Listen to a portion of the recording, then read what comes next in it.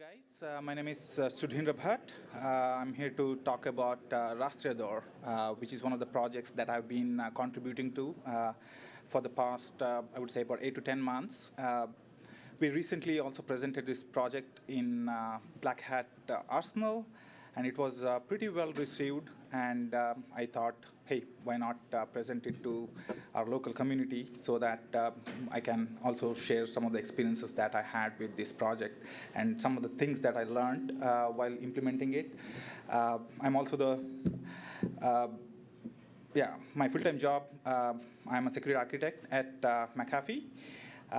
I'm also the maintainer for Rastrea2r project. We have an organization. We have right now 2 projects. One of them is the Rastrea2r client, and second one is the Rastrea2r server.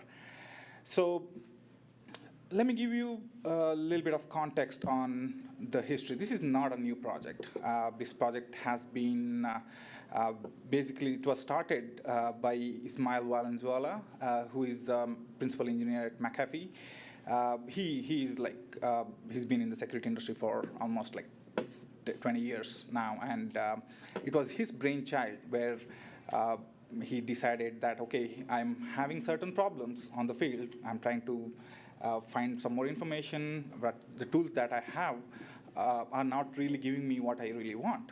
So the story, as he says, on a stormy, windy day in New York, there was a snowfall, and he had to work from home, and he basically spent 2 days doing a quick and dirty prototype of this project where he wanted to basically take it to work on Monday and start using it to see if it really solves the problem. So I'll get to the problem in a second, but so with this project, since inception, it was presented in several conferences. In 2016, it was presented at Arsenal, and it has been presented over multiple conferences on SANS. Ismail is also a SANS instructor, so he has also used this as this tool as a part of his curriculum in some of the courses which is being taught at SANS as well. And we also, so in 2008, early 2018, I decided to start contributing to this project, mostly because one, I was trying to learn more about the security operations in general, because on my day-to-day job, I do most of the defending stuff at work, but I also wanted to build some tools that could also assist the security operations centers in general, especially with threat hunting and identifying the indicators of compromises quickly, and so on and so forth. So I thought this project was one of those projects that had good learning opportunities. So I just started contributing, and we added a bunch of new features that we presented at Black Hat this Arsenal, this 2018.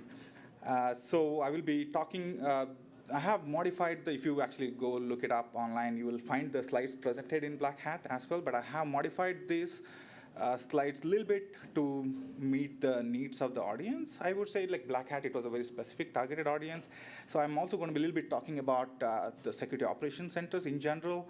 I will also briefly discuss some of the newer features that we added in this last iteration and in the latest release, and see how you can use that. So also I wanted to mention the credits, or to give the credits. It's not just, I'm not the only contributor. This project has been been presented in the past, has been pretty much available as an open source project for the last couple of years, but I am recently pretty much added a bunch of new features, rewrote some of the modules to make it more adaptable. And also, one of the main goals that I'm trying to focus on is to basically make it more extendable, so that open source community can come and contribute and use it as they find necessary. So basically putting a decent process around it. So with that, I'm not really going to go much in detail about what security operations centers are and what do they do, but before I proceed further, how many of you have heard about SOC or worked in SOC? Okay, that makes my life easier. So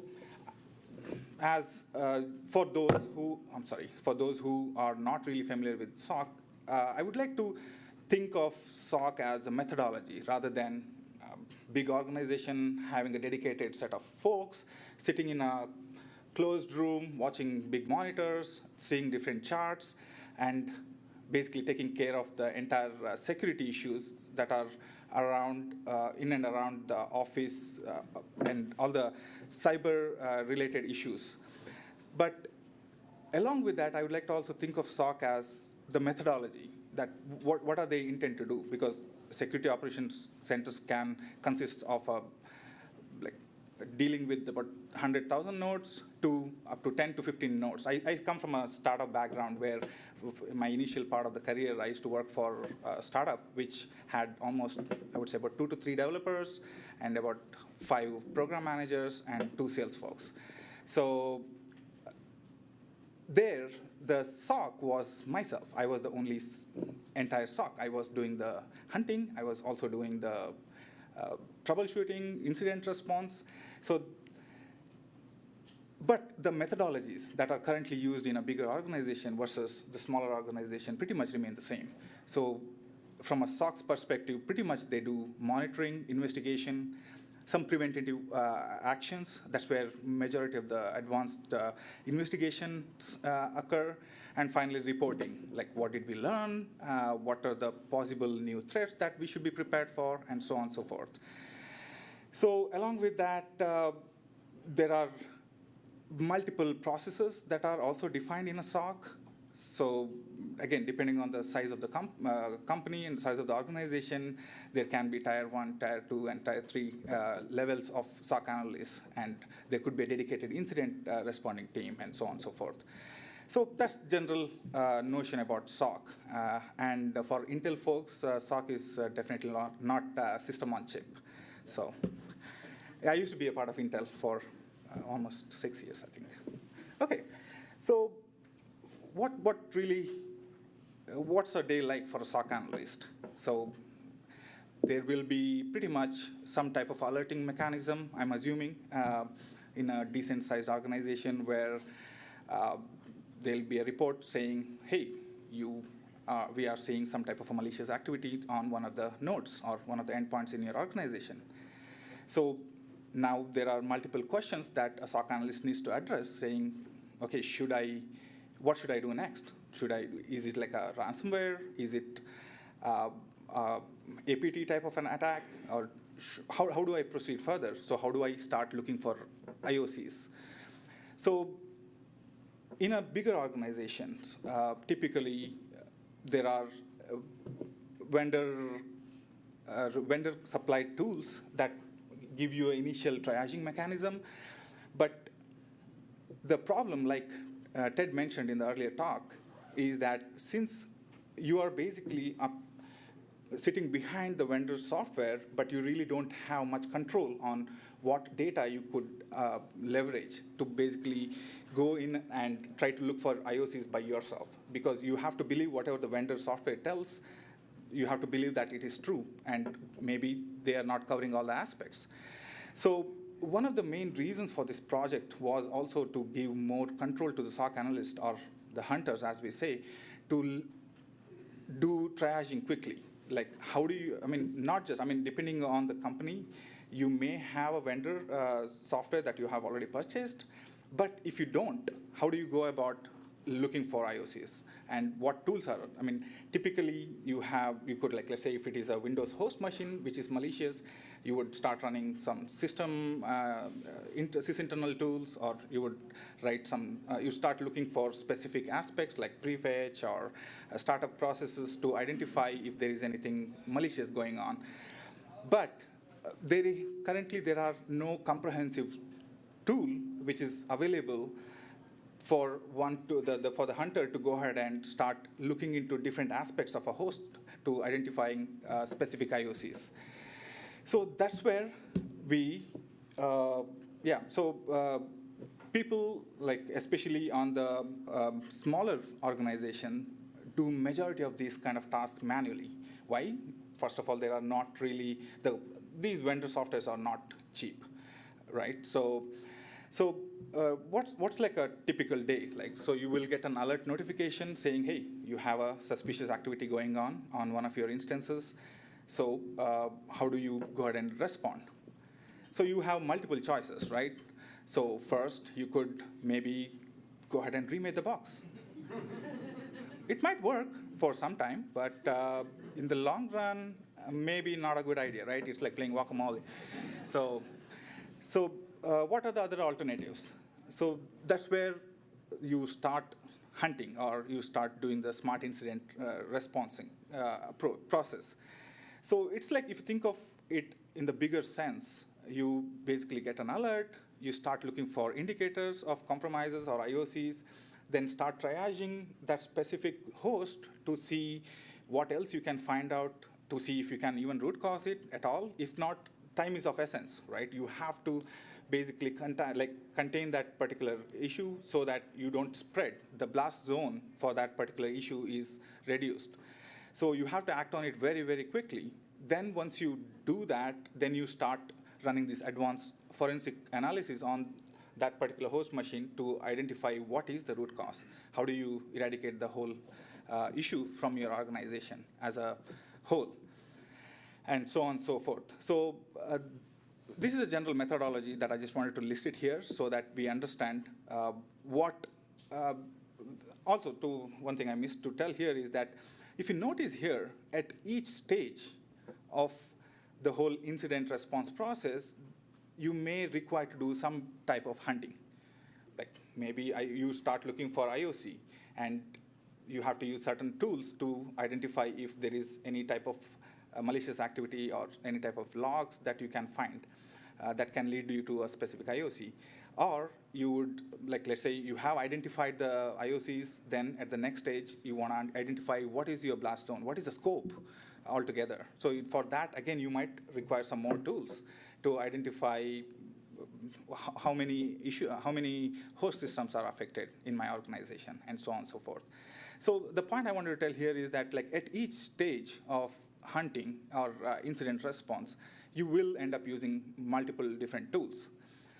So as a next step, so how do you go ahead and do all this? You could perform all these operations manually by running different tools from different vendors, or you could consolidate all the related tools that are required for threat hunting and use that as a centralized tool to perform the threat hunting process altogether, including looking for IOCs. So that's where the genesis of Rastrea2r project came. And it is, just to give some background on the name, Rastreador really means hunter in Spanish. Like I mentioned, the primary author or the pioneer of this project, Ismail, is a Spaniard, so hence the name Rastreador. So it is a command line tool. Why? Yeah, because it's sexy. Sure, why not, right? So I got this slide from my black hat, so yeah. Anyways, it is cross-platform. What it really means is that you could potentially run this. Currently, we have 3 separate versions of executables, but we are trying to unify that in the future. But we are trying to support all these functionalities from this command line tool to be executed on each of the individual platforms, like Windows, Unix, and Mac OS. It also has a RESTful backend server where you could store all your results from your different scans that we'll talk about in the future, in the upcoming slides. And it can potentially run any given command as specified by the hunter. So why did we basically think of this design pattern? So we wanted to enable the hunter to pick and choose his tools or write his own tool. Like there's a saying, right? The best security tool is the one that you write to solve your specific problem. So, for example, forensic artifact collection. If you are specifically interested in getting only data that are generated by Netstat, so you should be able to do that rather than depending on other tools. So I'll show you those specific details in the upcoming slide. But we wanted to provide a generic framework that is extendable as well, so that people can come and write and extend it according to their needs. Along with, we have also exposed some of the standard functionalities which are pretty useful on a day-to-day basis for any given hunter to identify the IOCs as well as to perform little more advanced investigations. So it is built in completely on Python. And also, the expectation here is that it is to be used on by an organization such that it can be executed using a centralized AV console or SCCM, like a central management repository through which you should be able to deploy this particular process and execute it on an endpoint and collect all the related data that you need for IOC investigations. Why is this important? Imagine deploying your own new agent on an endpoint. It requires, I'm not really sure whether you're familiar, it takes a lot of approval process and security evaluation to be considered before you start deploying something onto the endpoint.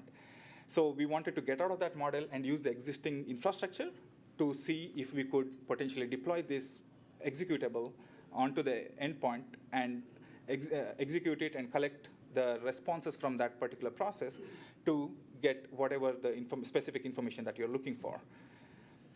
Okay, so yeah, it is an open source project. You can see it under the Rastrea2r organization in GitHub. And in terms of functionalities, what are the current functionalities that are supported? We did release the V1 release for the Black Hat arsenal this year. So we have fine-tuned some of the operations, but in a nutshell, the current functionalities that we support are fast triaging. So what does that mean? So fast triaging is a mechanism where you could potentially go ahead and run any type of commands on the endpoint and collect necessary information based on the command execution that you have performed. Why is this important? So typically, whenever you're trying to identify more IOCs or any more specific information about a given host, you would be interested in, let's say, auto-run process, or the netstat information, or the web history information, and so on and so forth. So fast triaging is a mechanism where we basically expose multiple commands that are already defined for you. Along with, you could also basically write your own customized script that you could potentially run it so that you can basically go ahead and execute that fast triaging on the endpoint and collect that specific information for further triaging. And Prefetch is the other functionality where we basically, the command, these are all basically boils down to the commands that are used along with the Rastrea2r client. So Prefetch basically goes and fetches the prefetch files on Windows, and that's the functionality that's currently only supported for Windows. So why Prefetch is important? So as we all know that when Windows, I think it was introduced in Windows XP, where every process, when it starts executing, if it is having any type of cache hit, miss, then they basically write that file onto the Prefetch folder so that they can use it for improving the performance of that process later, which is good from a security point of view. Why? Because we could potentially grab the Prefetch folder as is and see what process ran before, or some more information about that specific process, right? Forensic artifact collection. So this was one of the recent features that we introduced, where we basically go ahead and use the CYLR. How many of you have heard of that? So I'll go in detail about that as well, which is a process, it's an open source project as well, where basically goes and gets the entire system configuration as well as the user details from the given host.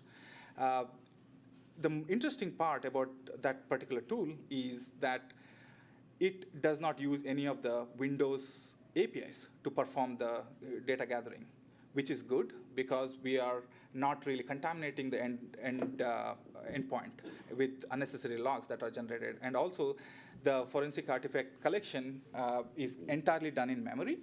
So there is not really artifacts that are left behind after the process is executed.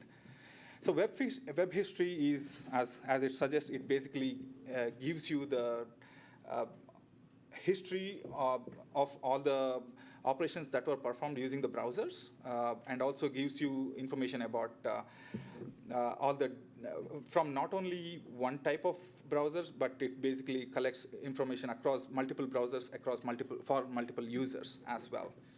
So Yara disk and Yara mem are the scans that are performed using Yara. How many have you heard of Yara? Great. Okay. So Yara is, think of it as a general pattern matching tool. It is also called the Swiss Army of knife for pattern matches. It's especially used for malware, used by the malware researchers to identify specific malwares in a given system. We'll go over in detail about that.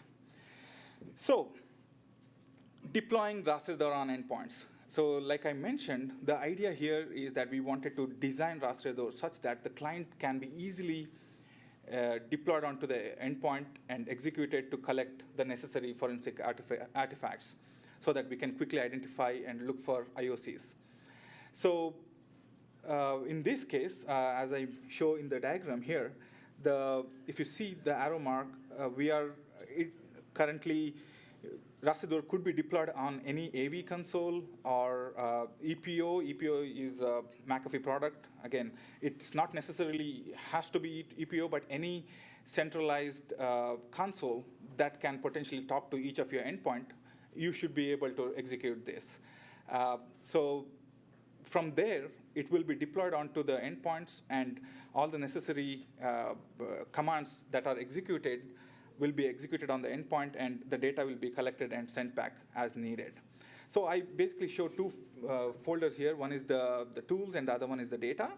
So one of the pre-requirements for running Rastreador is we expect you to have an infrastructure set up such that you have a tools and data directory set up on a SMB if you are running this on a bigger organization. But if you're a small organization, or if you're just a solo soldier, then you could potentially run everything locally as well. So there is no really hard and fast requirement on SMB.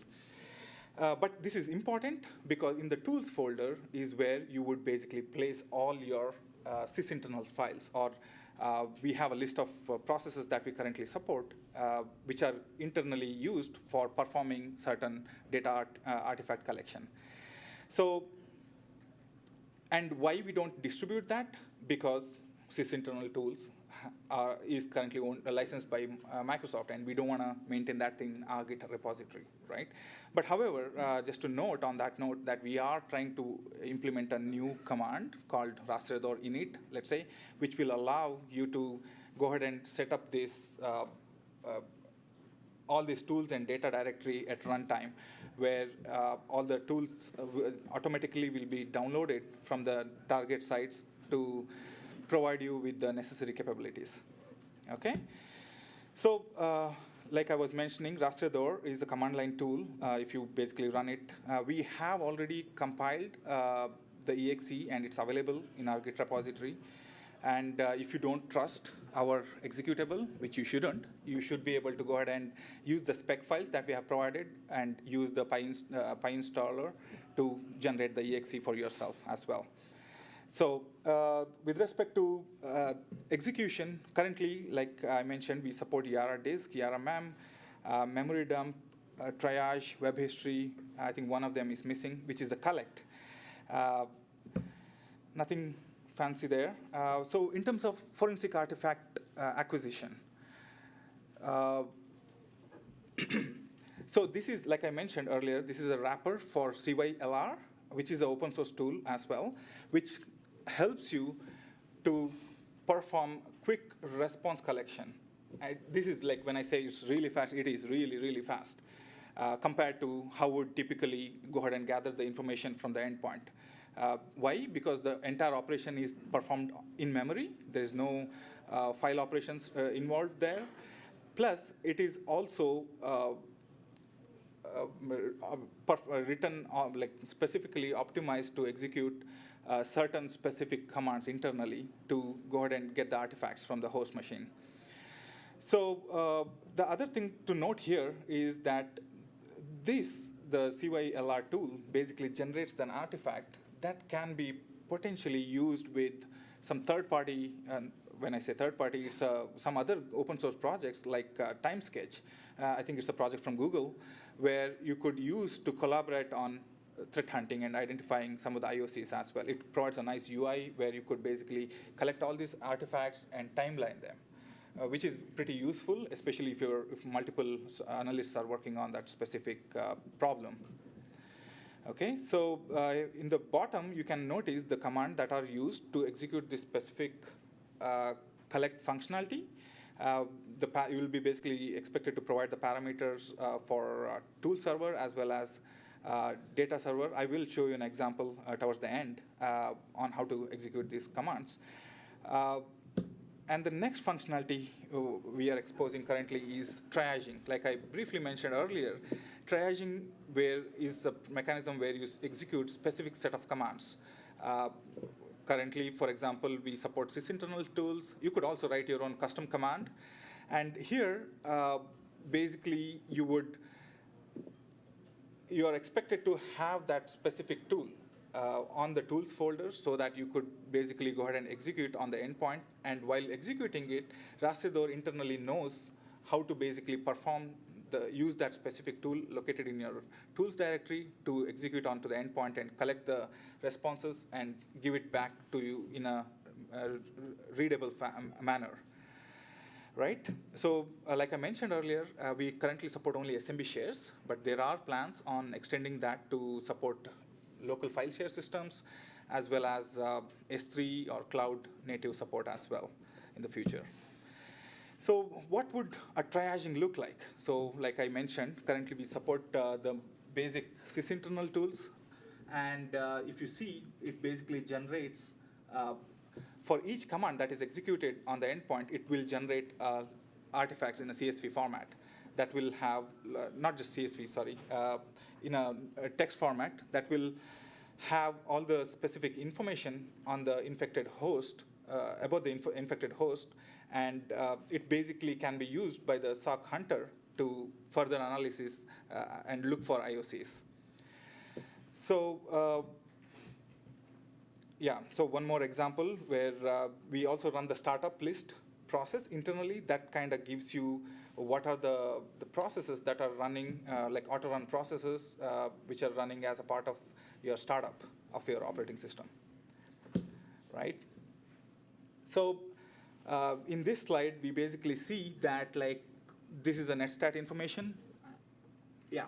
So here we basically, I'm just trying to point out the fact saying that if there is an IOC, then you could potentially see that all the specific information about what ports are open, is there anything malicious that is going on using the netstat logs, right? So the next command is the prefetch command, which is, like I mentioned, it's a very Windows-specific feature, which basically goes and collects all the information related to your prefetch files under the prefetch folder. Also to note one thing here, that rastreador command to be executed in the administrator mode, right? Like, because a lot of these folders require you to have the admin privileges before you start accessing it. So if you want it to work correctly and get you all the related information on the host, you better run it as admin with the admin privileges. So the next one is web history. We spoke about that for a bit, which basically gives you information from different browser statistics as for any given system user on that particular host. And currently we support IE, Chrome, and Firefox browsers. Full memory dump. So this is one of the other nifty features, I would say, which basically uses internally the WinPMM tool written by Michael Cohen, which captures not only the entire memory dump, but it also allows you to capture the crash dumps, which can be pretty handy when you're basically looking for IOCs, as some of the threats could potentially crash your existing processes, and you could potentially use that as a indicative of attack, right? So the memory dump basically generates you an image, and that image could also be further used with some other third-party library, third-party tools like the Redline from Mandiant or Volatility, which is a pretty famous one for memory forensic analysis. So the next feature, before we talk about the Yara mem and Yara disk, I think it is important to understand two things. How does the Rastrea2r server work, and what is the intention behind it, right?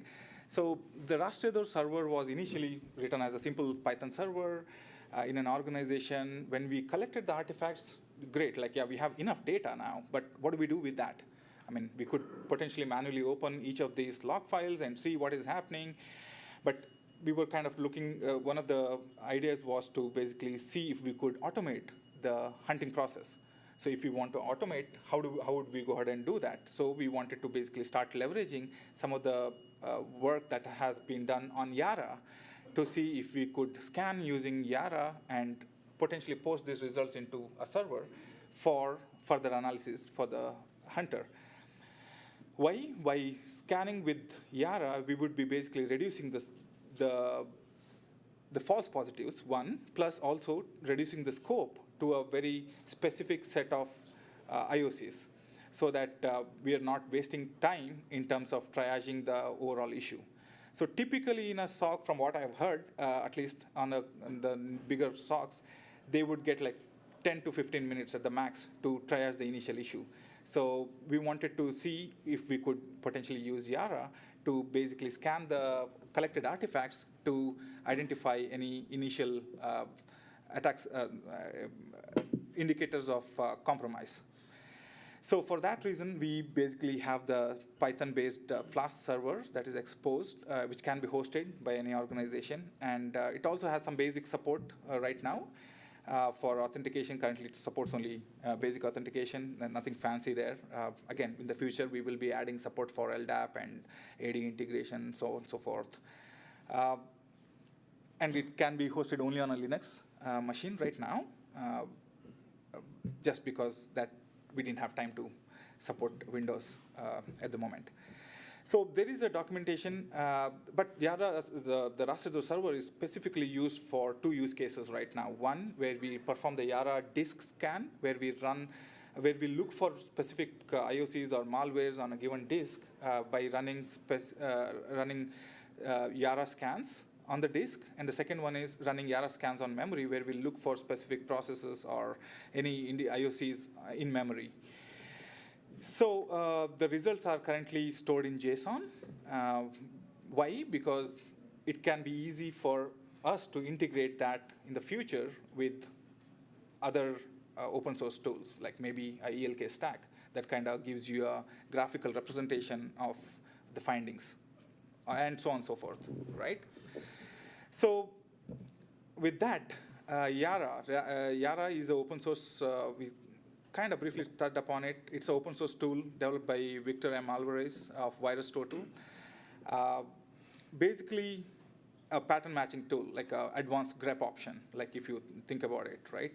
So these days, Yara is, I think, getting much more attention, especially considering that more and more security researchers are using Yara to initially identify the malwares, and they're sharing their Yara rules with public so that public can potentially use that to quickly identify the specific malware signatures or in their organization. So most of the AV vendors as well are adopting to this idea of Yara. So I think if you haven't heard about it, I think it'll be worth to take a look at it. So Yara is also powerful in terms of basically not only for searching for specific patterns, it also gives you a ton of customization options. Like there are already a lot of add-on modules that are built around Yara, which are readily available at free of cost. So along with that, Yara Gen is also a very handy tool that basically takes the malware sample that you have as an input and generates the Yara rule for you. Why is this important? Because you could potentially use that rule now to execute on all your other endpoints which are located in an organization, right? So that kind of saves a lot of time, especially from a threat hunting perspective. So what does a Yara rule look like? So it pretty much has a pretty easy to understand type of format where you have the context about the rule and specific patterns to search for and a match condition. And there can be a little bit of learning curve initially when you're starting to write Yara rules, but it certainly is doable, if you ask me. And it can basically provide you with more tools to fine-tune your pattern matching, just like any other pattern matching tools, which makes it pretty unique in terms of malware hunting. Let's just say that.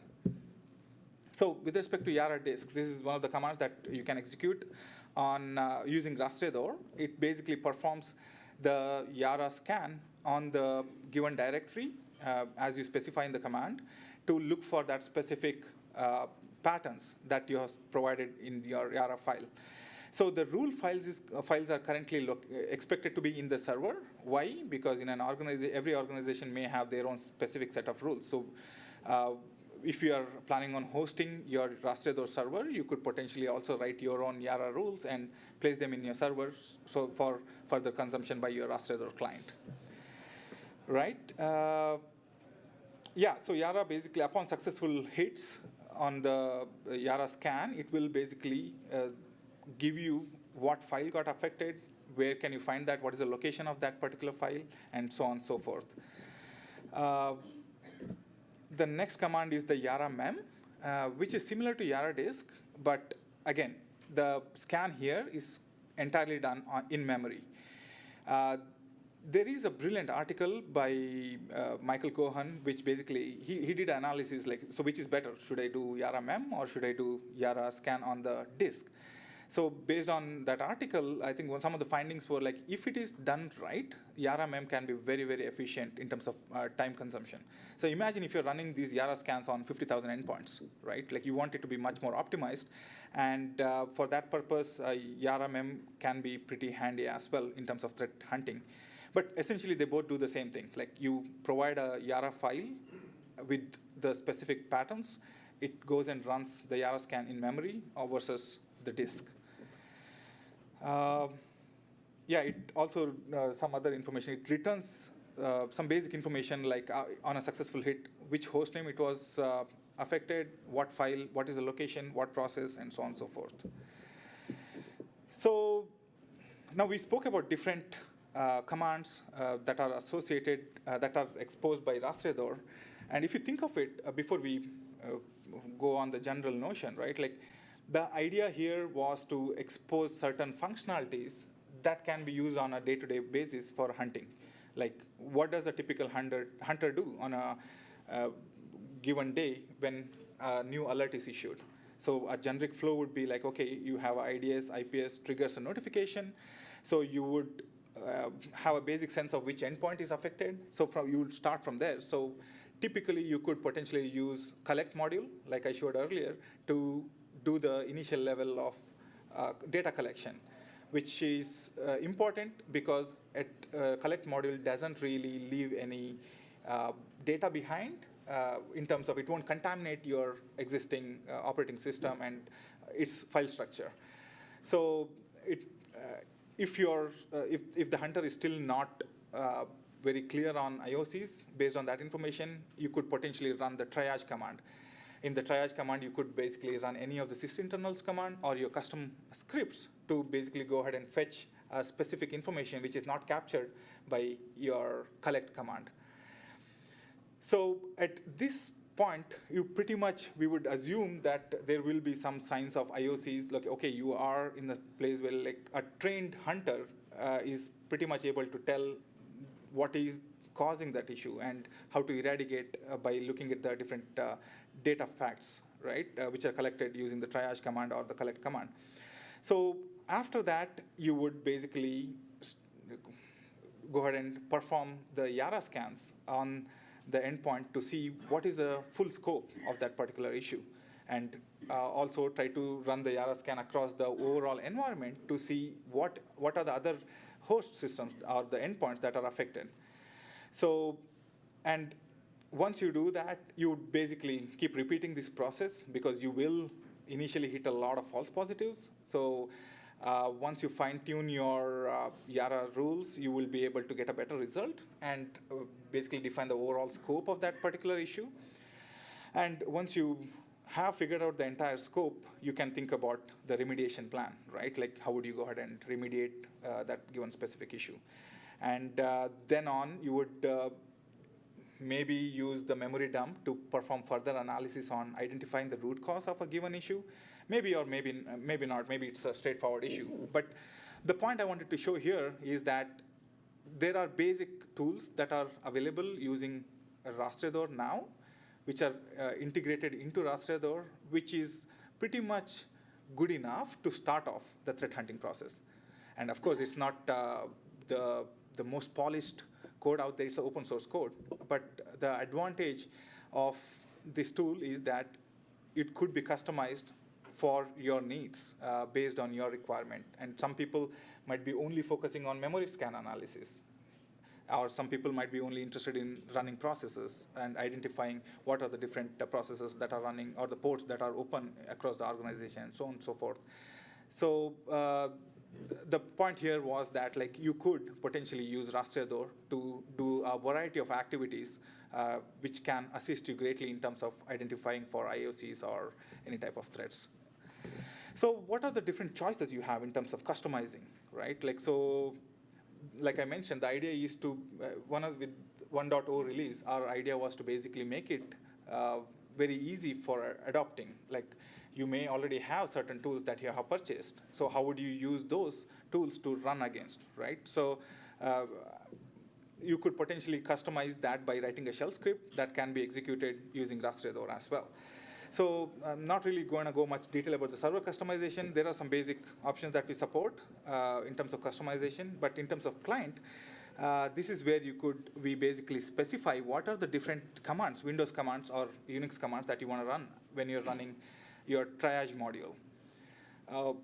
Like I pointed out here, that you could also basically tell that you can run your specific customized command to do a specific task in an endpoint to collect the response from that using Rastreador as well, using the triage command. So apart from that, like I mentioned, we added a bunch of new features, which basically making it a little bit enterprise ready with respect to how it can be deployed on a server and what are the logging options and so on and so forth. So nothing interesting here. This can be pretty interesting. So we are actively working on this project. We are adding newer features in terms of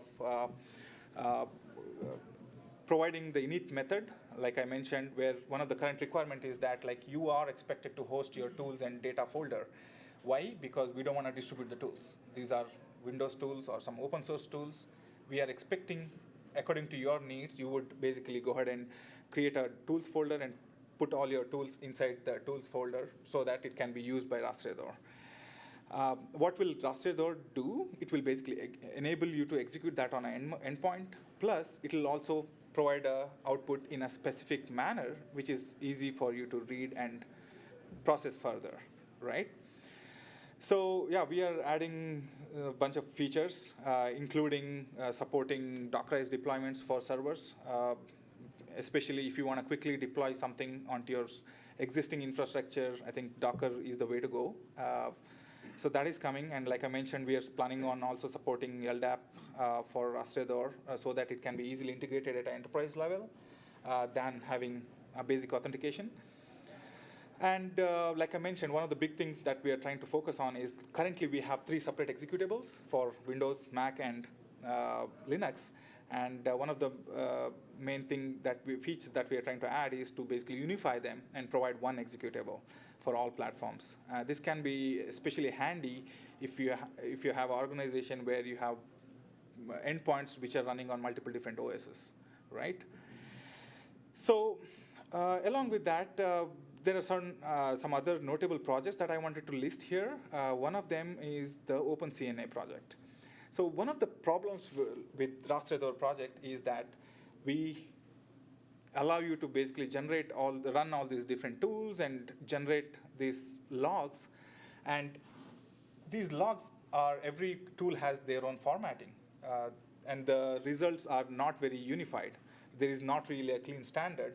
So you would basically end up manually reviewing these logs, right? The artifacts that are generated.